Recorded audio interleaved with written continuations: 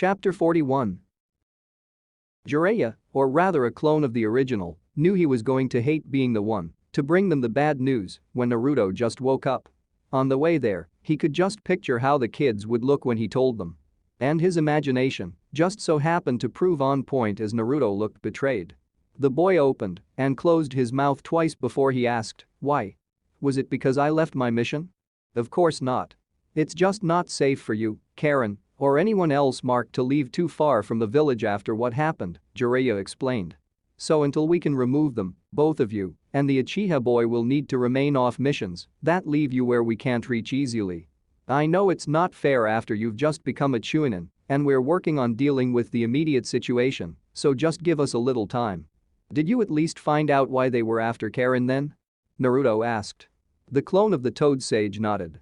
They'd already managed to glean why the Sound Four, as they called themselves, were after Anko Mitarashi and Karen. They wanted to revive Orochimaru somehow, and that was tied into the cursed seals they possessed. In all honesty, learning that had made Jiraiya want to leave out in search of them right away.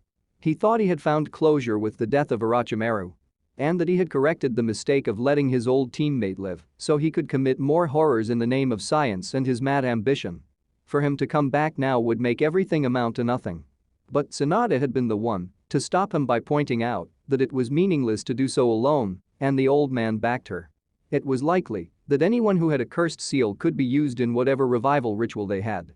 Aside from the surviving members of the group that attacked Naruto and Karen, there was no telling how many people had been marked. It was likely that Kabuto chose the two from their village simply out of spite, and Orochimaru could have easily been revived without their knowledge. That only left them two reasonable ways to be rid of Orochimaru once and for all. The first was that they found some way to kill every portion of his soul at once, but none of them knew anything like that.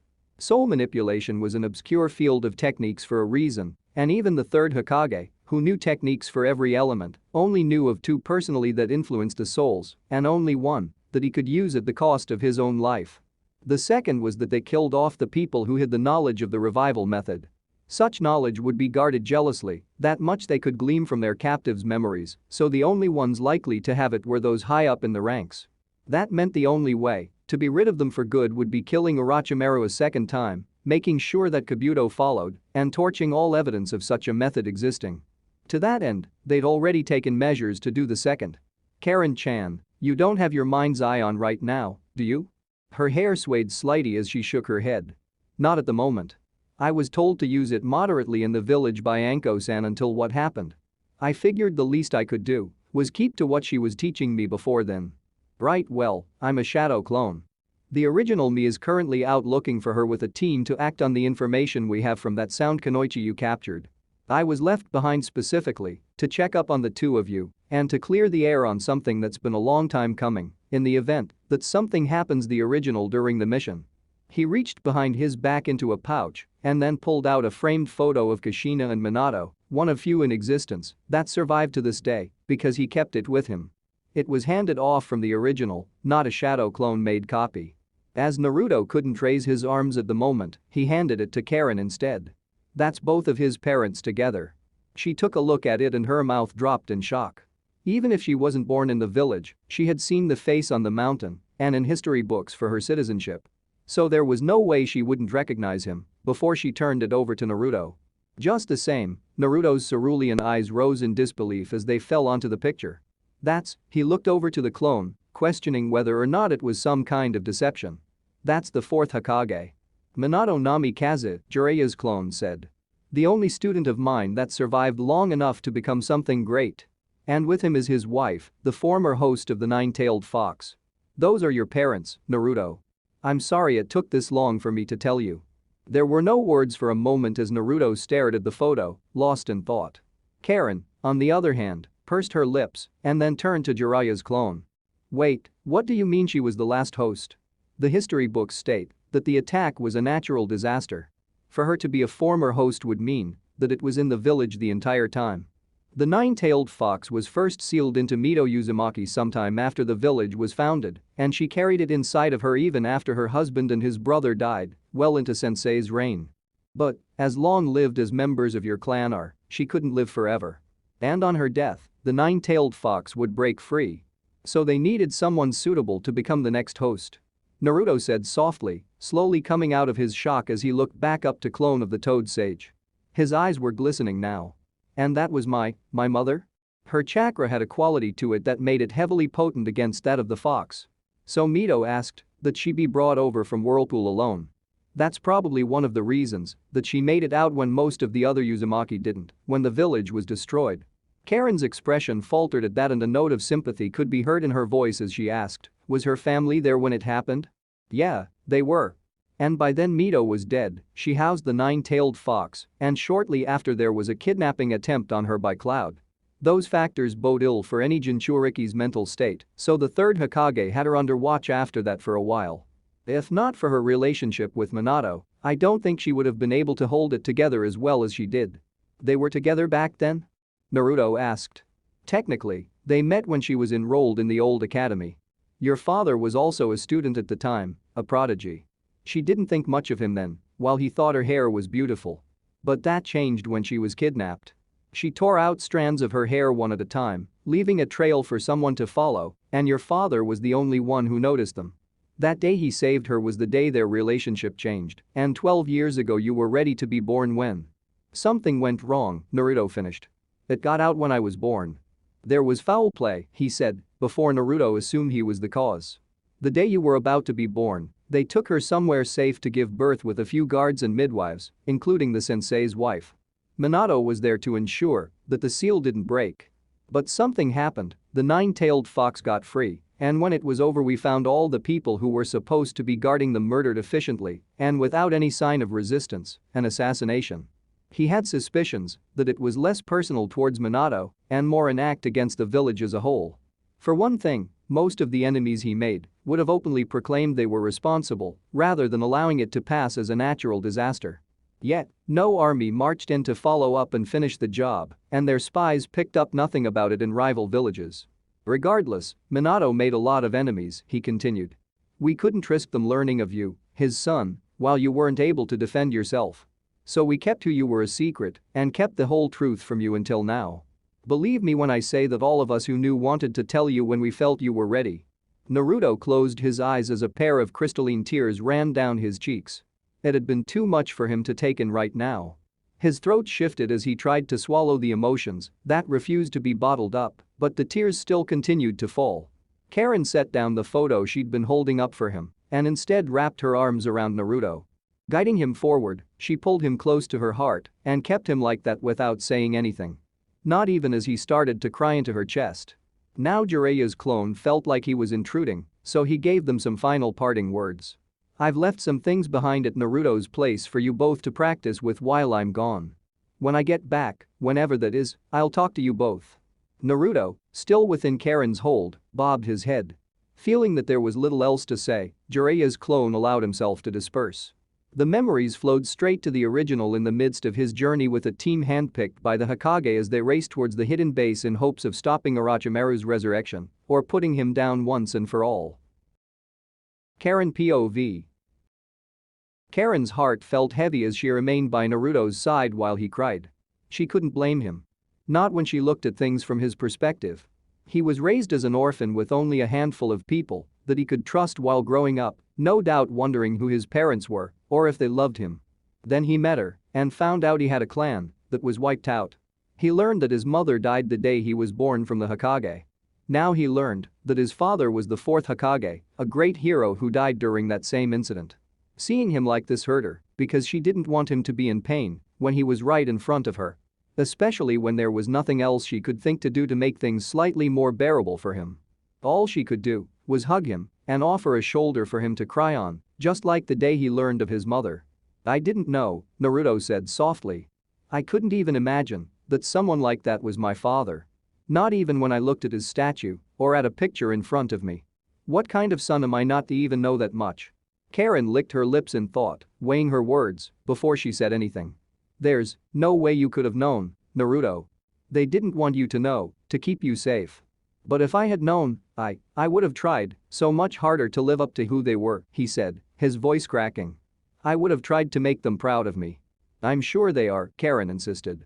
How could they not be? Look at everything you've done to protect the village. Look at how you risked your life to save me.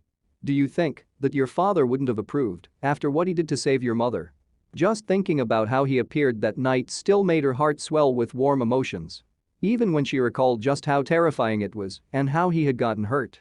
She could only imagine that was at least somewhat close to how Naruto's mother felt for his father when he saved her. I just wish that I could have known them. Naruto pulled his head away from her chest, still looking down, and then took a deep breath. That we could have been a family together, you know? I know, Naruto, Karen said as she laid him back down on the bed before rising to her feet. She then set the picture aside for him. For now though, just rest for a bit. I'll go tell Shizune-san you're awake. She's supposed to be the one looking after you now. Thanks, Naruto said somewhat somberly as he turned his head towards the picture. Karen stepped out of the room, shut the door gently behind her, and then activated her mind's eye. Her perspective of the world shifted, thousands of unique signatures popping into existence within the scope of her range. She narrowed it down to the one she was searching for and found it accompanied by 2 other signatures, one of whom she was intimately familiar with. A floor up. Turning it off and making her way to the room, Karen was about to knock on the door. You are truly a miracle worker. That was when a yell loud enough to be heard down the hallway penetrated the door. Karen held a hand to her heart and willed it to calm down. It startled her to the point that she nearly jumped out of her skin. Lee, this is a hospital, another person, Sakura said in a stern tone. You have to keep your voice down. My apologies, Lee replied to her chastising. I just couldn't contain the youthful energy coursing through my body upon hearing that the surgery was a success. Just keep it in mind for the future, a third voice said. It was Shizune, and she was close to the door from the sound of it. And remember what I said. If I catch word that you're trying to push your body before it's fully healed, I'll be disappointed. Though it pains me to be out of practice, I will keep my word, Lee promised. I will merely have to do double, no, triple the amount of training to make up for the lost time once I am back in fighting condition. I'd recommend easing back into it a little slower than that, but as long as you wait until you have recovered. The door opened, and Shizune paused upon seeing Karen. Oh, Miss Uzumaki. Is everything all right? Naruto's woken up, but he can't move, she said. I told him that I would come find you. I'll go see him now then, Shizune said. Karen stepped out of the way and watched the doctor go the way that she came. Then she turned her attention back to Sakura. The pink-haired kunoichi was wearing more casual clothing than the outfit that Karen had gotten used to seeing her wear. It's been a while since I've seen you, Sakura said, looking her up and down. The hospital clothes Karen swapped into after they were through with the examination gown and bandages that she wore around her arms to hide the marks probably gave the impression that she was hurt more than she really was. Did something happen to you in Naruto? It's a long story. Karen rubbed her shoulder in a somewhat nervous manner. There was something on her chest that she wanted to get out, but Naruto had his own problems now, and she really didn't know a lot of people that she'd be comfortable talking about it with. If you're not busy, can we talk somewhere? I have something I want to ask you. Sure, Sakura replied. Just let me get a message to Lee's teammates first. Normally his sensei would do it, but he and Kakashi sensei aren't at the village right now. They're out on some assignment from the Hokage. Sakura POV. I'm sorry to hear that you both went through all of that, Sakura said to Karen after hearing what she had to say, her voice somewhere between horror and amazement. The two had come outside, where the tables were set up for patients to eat and feel the autumn sun without leaving the grounds. There she had gotten her answer, how Karen and Naruto had ended up in the hospital. Sakura had been out with Kakashi and Sasuke. The former had been enlisted to aid in the hunt because of his summonings and his past experience in tracking as well. They had managed to catch their escapees rather easily, but it seemed as though Karen and Naruto had gone through much more. If Naruto hadn't showed up, I probably wouldn't be here right now.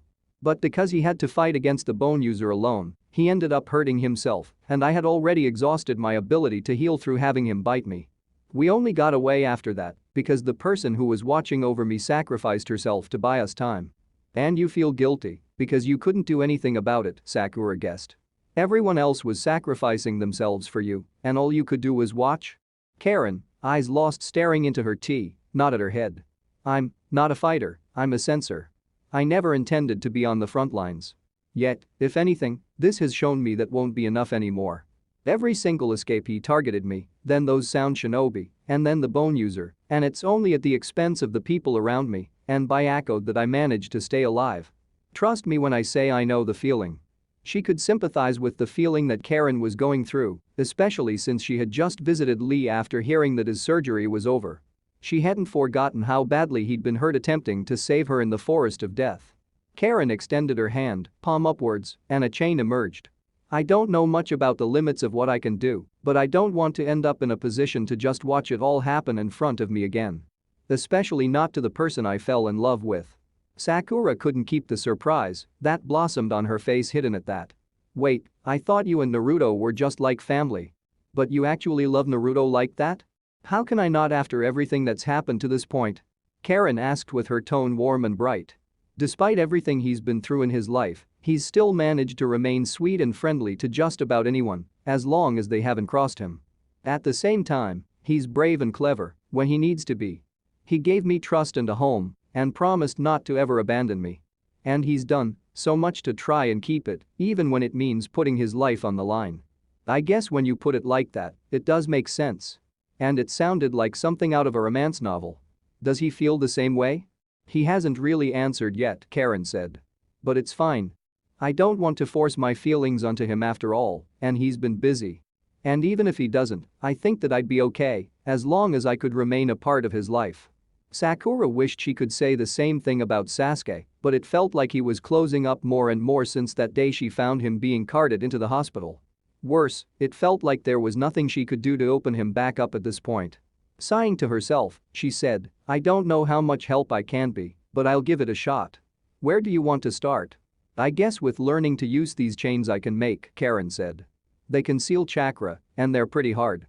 Plus I can manipulate them at will, but if someone is fast enough they'll get around them. Maybe you could use them like a whip or flail. Sakura suggested. I might have to ask Tenten for advice. She's pretty handy with weapons of all kinds. They'd really first interacted when she'd visited Lee in the hospital. It just so happened that when Tenten brought up that she was trying to expand on the versatility of her weapons capabilities rather than the number she used, Sakura had mentioned she'd heard in passing of a couple of external genjutsu that could be used to that effect. They'd been cordial ever since then, so she could probably get her to instruct Karen once or so. If you can, then I'd appreciate it, Karen said, retracting the chain into her palm seamlessly. Once it was gone, she reached over the table with her hand extended. And thanks for listening to me. Don't mention it, Sakura replied, extending her own hand to shake with a slight smile. Besides, I've actually missed hanging around with you like we did before the finals. It'll be nice to catch up. End of chapter 41. Chapter 42. Karen found herself stretching in the light of the afternoon sun as she left the hospital. She and Naruto had finally been cleared to leave and were now walking down the streets of the Leaf, their destination unknown at present. So, what do you want to do first, Naruto? He crossed his arms and looked up to the sky. I kind of want to see what Jiraiya-sensei left at my place, but I also want to talk to Iruka-sensei about what happened with Mizuki. And I need to go see that woman at the ceiling R&D place about getting Byaku's mask remade, and then pick up some books from the library about the fourth Hokage. Karen glanced towards him to see that there was a sullen look in his eyes that clouded them over. Learning who his parents truly were may have answered questions he long since had, but they also put a weight on his shoulders in trying to live up to them and doubt whether or not he could do it. His eyes were a lot more radiant when he was happy to her. How about we get something to eat first, she asked, hoping to distract him from the doubts haunting him. Then we can decide what we'll do. His eyes regained some of their luster as the suggestion brought a smile to his face. Then let's head to Ichiraku's. Yamane was worried about you since she hadn't seen you in a while, and I haven't had some of their ramen since before we left the village. I hope she's doing well. Not since the finals had Karen seen the older woman who seemed to consider herself an older sister to him, a feeling that was mutual, considering that Naruto looked a bit happier too at the thought of eating his favorite dish and seeing someone close to him. That's good enough for now, Karen supposed as she followed behind him as they made their way towards the food stand. He needed to take his mind off of everything right now. Yet when they arrived, Naruto's cheerful expression turned to one of surprising disbelief as he found 2 seats at his favorite eating place occupied. What are you doing here? Naruto asked in a heated voice, pointing a finger to the Inuzuka boy who was in the process of eating a bowl of beef ramen. If it offended the boy, it didn't show as he finished slurping up strands of noodles hanging out of his mouth and pointed his chopsticks towards the little ninja pup that was on the seat next to him. I thought I'd swing by after getting paid since Akamaru likes the place and the food's pretty good. Oh, you're sweet, Kiba-kun, Ayama said from behind the counter before she flashed the Uzumaki pair a smile. Come on over you two. Naruto took a seat next to the ninja pup, giving it a pat on the head when it yipped at him and then addressed Ayama. Where's Teuchi? Handling some business across town, she said. Though he has been asking about you. Where have you two been? Smells like they've been in the hospital, Kiba said before Naruto could answer, earning a glare from him. What? The scent is still fresh. You two didn't get hurt, did you? Ayama asked. Naruto's glare lingered on the Inuzuka before he answered her. We just ran into some trouble on a mission. It was obviously an understatement if Karen ever heard one, but he didn't want to worry her. We're both cleared now, so it's fine. Isn't that right, Karen-chan? Yeah, Karen said, forcing a smile to ease any concerns she may have had. It was just a few scratches and Naruto kept me safe the entire time. There's nothing to worry about at all now. HRM, she looked at Karen suspiciously with a raised brow and her hands on her hips. I can usually tell when Naruto's lying, but you're harder to read. Her expression relaxed. Well, since you're both here now and look okay, I'll buy it. Now what will you both have on the house? Can I have a bowl of the usual? Naruto asked. Sure thing. She then turned to Karen. And what'll you have? Karen looked up at the menu to see what they had to offer. The most appealing looking one had shredded vegetables, eggs, and seafood. I guess I'll have the one on the left. It looks good. With a slight bob of her head, the brown-haired older girl began to cook for them, while Naruto and Kiba held a conversation. Karen mostly stayed out of it. There was nothing she could contribute to it, so she patiently waited for her meal. So have you found a place to stay? Ayama asked when she finished Karen's order first. Or are you living with Naruto now? No, I've got a place now. It's not that I would mind living with him, but his place isn't really meant to have more than one person living there, and I should give him his space. I suppose you're right. She set the bowl down in front of her. A girl does need her personal space, after all. Yeah, Karen trailed off as she recalled the shared home she had with Anko. Guilt snaked its way down her throat and into the pit of her stomach when she thought about the final time she'd seen the woman, forcing her to shake her head in an effort to push it aside for now and enjoy her meal. Ayama POV. Come back again. Ayama said cheerfully as Naruto, Karen, and Kiba departed from the stall after finishing their food. It hadn't taken them long to eat, and they had other things to tend to, so they were off. Once they were out of view, Ayama sighed softly and then proceeded to go back and check on the stock. Ayamani? The familiar voice stilled her legs. She turned to find Naruto standing there and then peeked over the edge of the counter to see that he was alone. Naruto, I thought you left with the others? I'm a shadow clone, he said. The original me is with Karen-chan. Oh, right. I remember those from the competition. She idly wondered how useful it would be to have multiple versions of herself running around the shop for when things got busy. Or to have them do the work entirely while she studied on new meals to add to the menu since she'd hoped to one day expand her father's business into a full restaurant someday. Is there something wrong? The original me wanted to ask you something since we figured you'd know about this kind of stuff, but not with the others around. He looked bashful as he spoke, which was unusual for him. It immediately roused her curiosity, so she invited him to come in and talk to her about it. The clone entered into the back of the shop and then told her that Karen-chan had confessed that she fell in love with him. The revelation had left him unsure of what to do.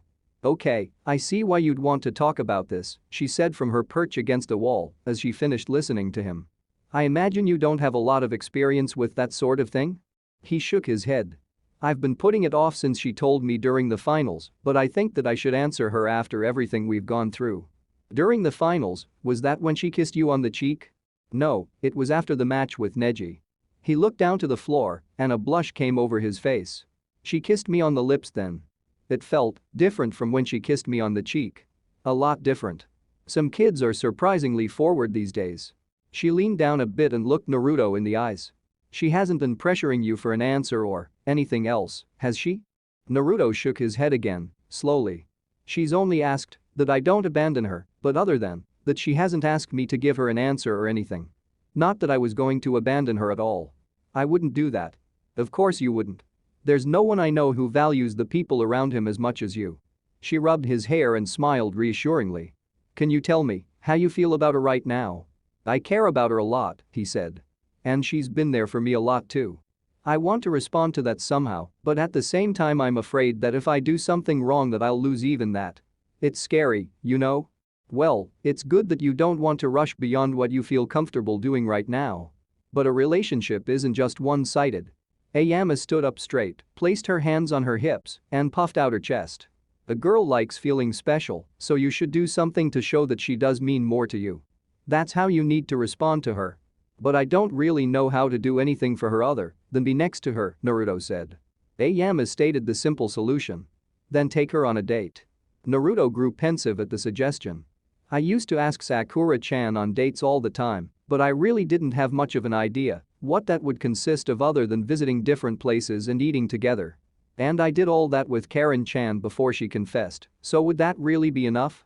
Just because you did it before doesn't mean it won't have any meaning." Ayama smiled and held a finger up. "In fact, I bet she loved that most of all. Spending time with someone you care about is one of the best things you can do for them. Do you know why?"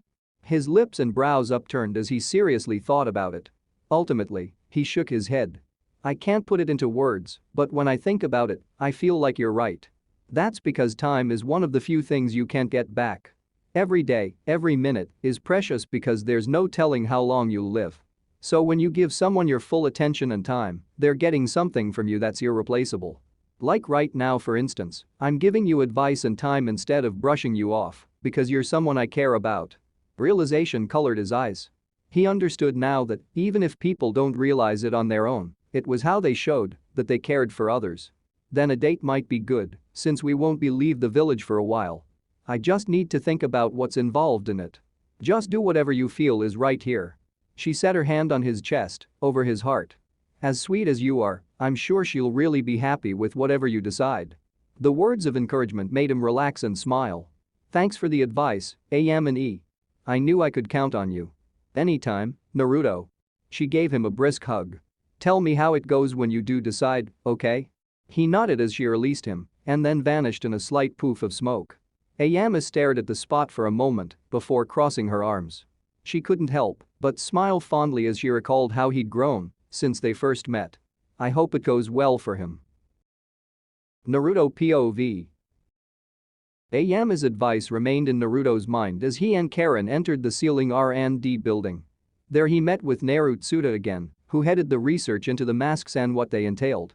She took the news of Byaku's destruction better than Naruto would have expected. "It's a waste that the original was destroyed along with whatever knowledge it had, but it's better than losing either of you since the divine beasts can be replaced.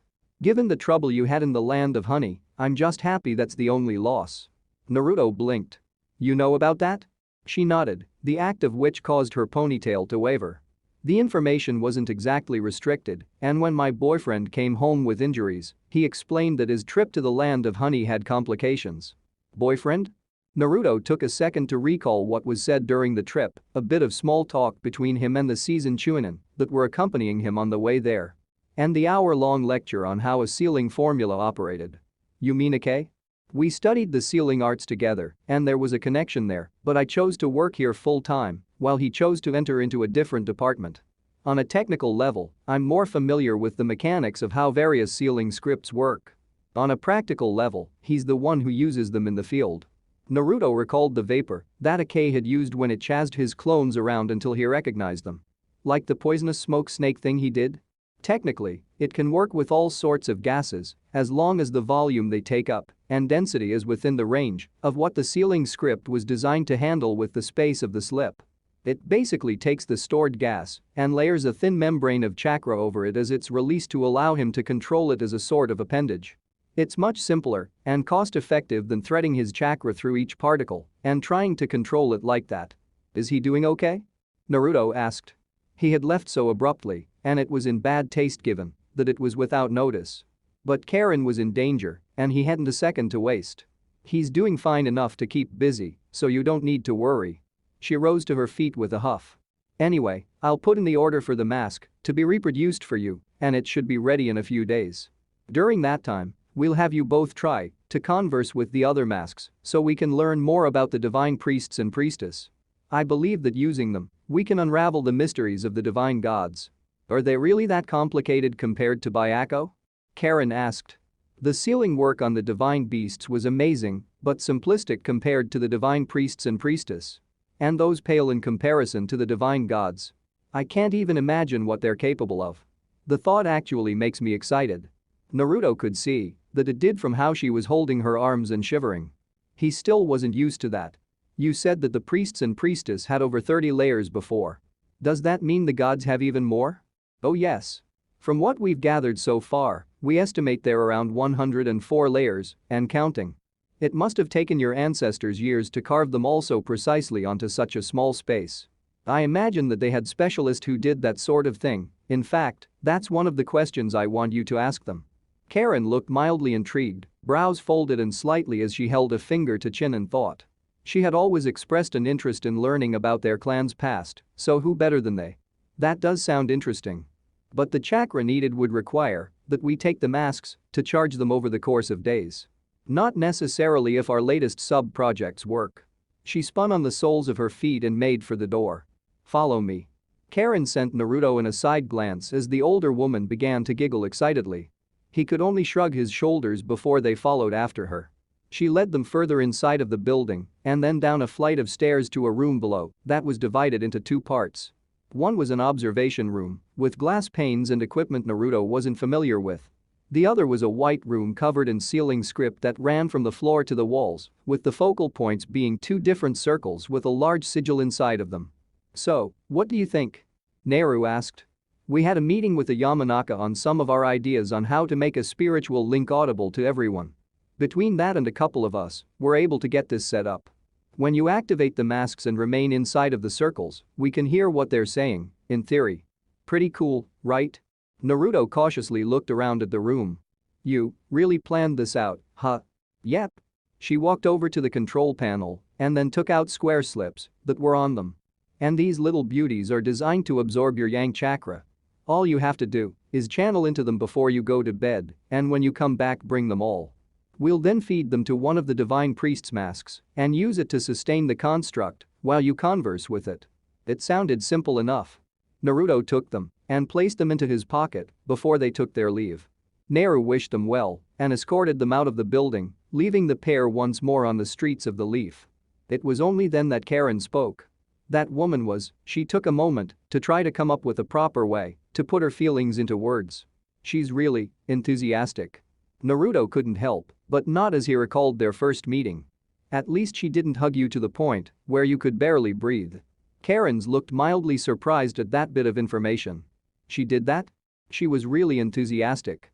He laughed sheepishly while scratching the back of his head, wisely deciding not to bring up that the embrace was soft or the part where she mentioned locking them up until they had children. Even the thought of spending her life working on it doesn't seem to bother her too much. That's dedication for you. Karen looked a bit wistful at that. I won't argue with you there. So many things have been lost due to time and war, so it's probably good that she's enthusiastic about it. That said, the two continued their walk throughout the streets of the Leaf, side by side. Sasuke POV. The sound of splintering wood and the crackle of electricity filled the air of the training ground within the Uchiha district, at the edge of the village. Sasuke watched as the tree tumbled over, the lightning covering his hand fading as he panted with hard and heavy breaths. The tree that had weathered the ages and years had been toppled by the anger that had built up within his chest like a flame that wouldn't stop burning. They had trapped him within the village, forbidding him from going out on missions until further notice. Worse, Kakashi was aware right now and there was no one else who could teach him how to use his Sharingan to its fullest. He clenched his fist in anger. How am I supposed to get stronger at this rate? Ah, you shouldn't be so violent to nature as a means to vent your aggression, a voice whispered from behind him. He turned, flinging a trio of shuriken towards the source in one swift motion. Each one buried their points into a tree. But there was no body to be found. Nice to see your reflexes haven't dulled since we last talked. This time it came from in front of him, louder. Sasuke's head snapped around, fingers tied on a chakra blade as he drew it from his back pouch and held it at the ready. He didn't drop it, even when he recognized the figure now in front of him. You're supposed to be dead. Orochimaru smiled. Death is but a mere inconvenience to me. End of chapter 42.